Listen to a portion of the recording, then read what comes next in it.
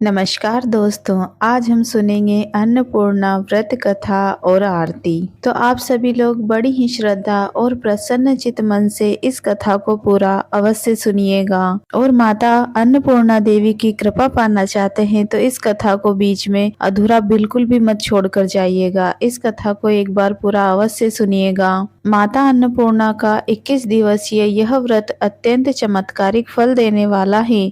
यह व्रत अहगन मार्गशीर्ष मास में शुक्ल पक्ष की प्रतिपदा से शुरू कर 21 दिनों तक किया जाता है। इस व्रत में अगर व्रत न कर सके तो एक समय भोजन करके भी व्रत का पालन किया जा सकता है। इस व्रत में सुबह घी का दीपक जलाकर माता अन्नपूर्णा की कथा पढ़ें और भोग लगाएं। हिंदी पंचांग के अनुसार हर वर्ष मार्गशीर्ष मास की पूर्णिमा तिथि को अन्नपूर्णा जयंती मनाते हैं। अन्नपूर्णा जयंती के दिन व्रत करने से घर अन्न, खाद्य पदार्थों और धन धान्य से भर जाता है। आज के दिन माँ अन्नपूर्णा की विधि विधान से पूजा की जाती है। मार्गशीर्ष पूर्णिमा के दिन भगवान शिव ने लोक कल्याण के लिए भिक्षुक रूप धरा था और माता पार्वती ने माँ अन्नपूर्णा का अवतार धारण किया। आइए सुनते हैं माता अन्नपूर्णा की व्रत कथा।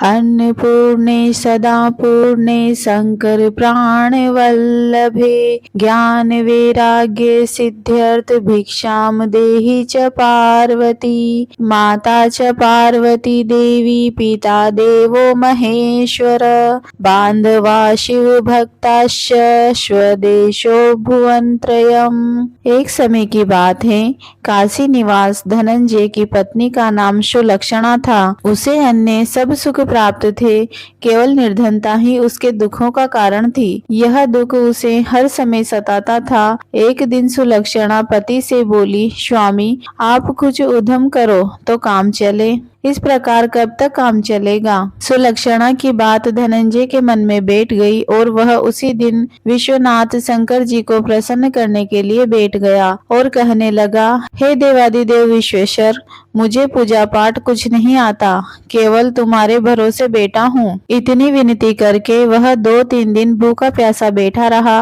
यह देखकर भगवान शंकर ने उनके कान में अन्नपूर्णा अन्नपूर्णा अन्नपूर्णा इस प्रकार 3 बार कहा। यह कौन क्या कह गया? इसी सोच में धनंजय पड़ गया कि मंदिर से आते ब्राह्मणों को देखकर पूछने लगा, पंडित जी अन्नपूर्णा कौन है? ब्राह्मणों ने कहा, तू अन्न छोड़ बैठा है सो तुझे अन्न की ही बात सूझती है, जा घर जाकर अन्न ग्रहण कर।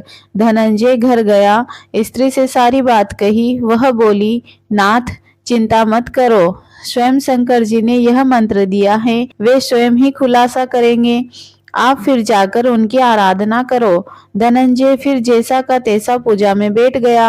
रात्रि में शंकर जी ने आज्ञा दी, कहा तू पूर्व दिशा में चला जा। वह अन्नपूर्णा का नाम जपता जाता और रास्ते में फल खाता, झरनों का पानी पीता जाता।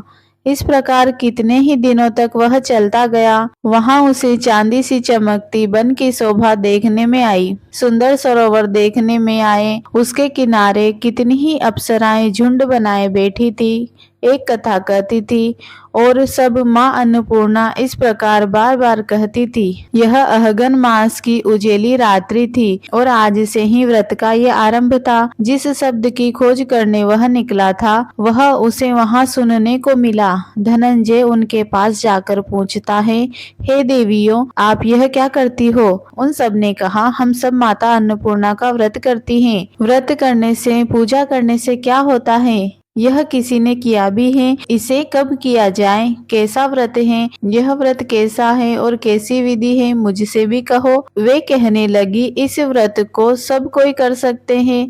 21 दिन तक के लिए 21 गांठ का सूत लेना चाहिए। 21 दिन यदि न बने तो 1 दिन उपवास करें।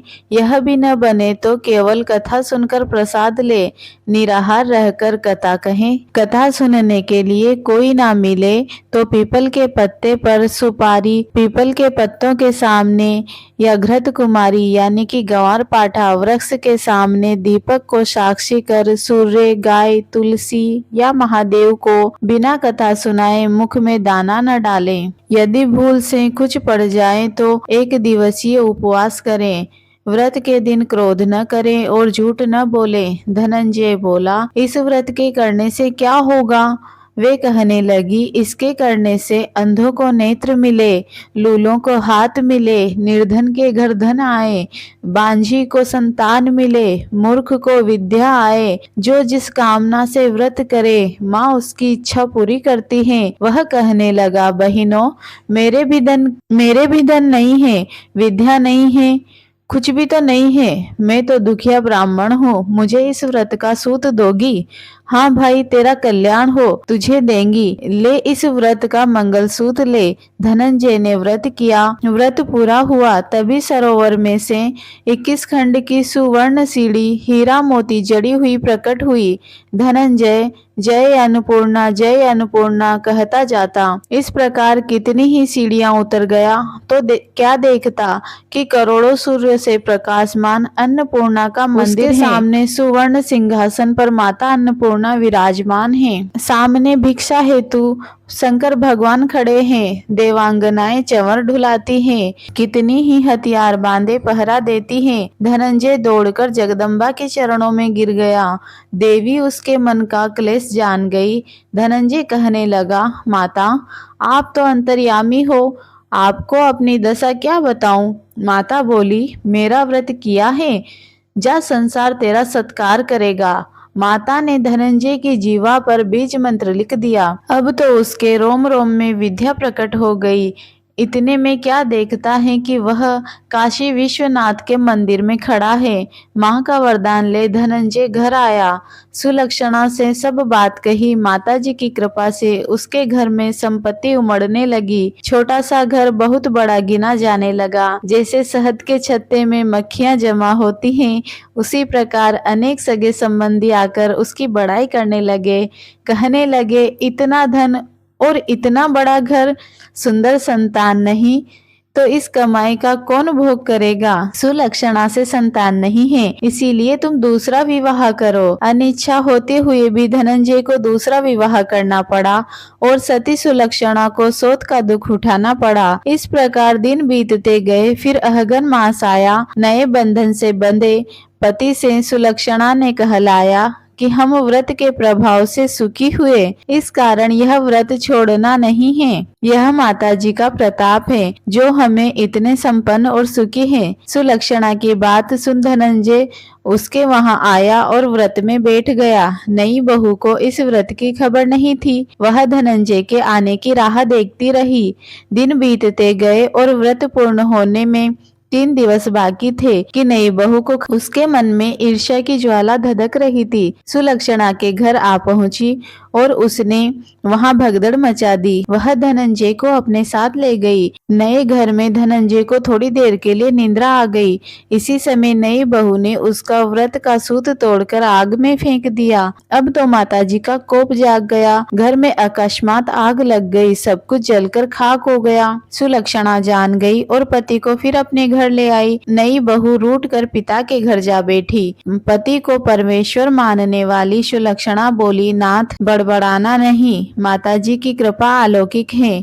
पुत्र कुपुत्र हो जाता है पर माता कुमाता नहीं होती। अब आप श्रद्धा और भक्ति से आराधना शुरू करो, वे जरूर हमारा कल्याण करेंगी। धनंजय फिर माता के पीछे पड़ गया। फिर वही सरोवर सीढ़ी प्रकट हुई, उसमें माँ अन्नपूर्णा कहकर उतर गया। वहां जा माताजी के चरण कमलों में रुदन करने लगा।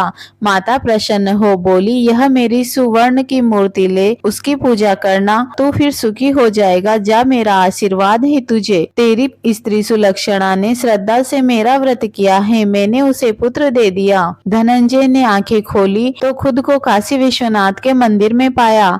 वहां से फिर उसी प्रकार घर को आया। इधर सुलक्षणा के दिन चढ़े और महीने पूरे होते ही पुत्र का जन्म हुआ। गांव में आश्चर्य की लहर दौड़ पड़ी। मान्यता आने लगा। इसी प्रकार उसी गांव के निसंतान सेठ के पुत्र होने पर उसने माता अन्नपूर्णा का मंदिर बनवा दिया। उसमें माताजी धूमधाम से पधारी, यज्ञ किया। धनंजय को मंदिर के आचार्य का पद दे दिया गया। जीविका के लिए मंदिर की दक्षिणा और रहने के लिए बड़ा सुंदर सा भवन दिया। धनंजय स्त्री पुत्र सहित वहां रहने लगा। माताजी की चढ़ावे में भरपूर आमदनी होने लगी। उधर नई बहू के पिता के घर डाका पड़ा, सब लूट गया। वे भीख मांग कर पेट भरने लगे। सुलक्षणा ने यह सुना तो उन्हें बुला भेजा, अलग घर में रख लिया और उनके अन्न वस्त्र का प्रबंध किया।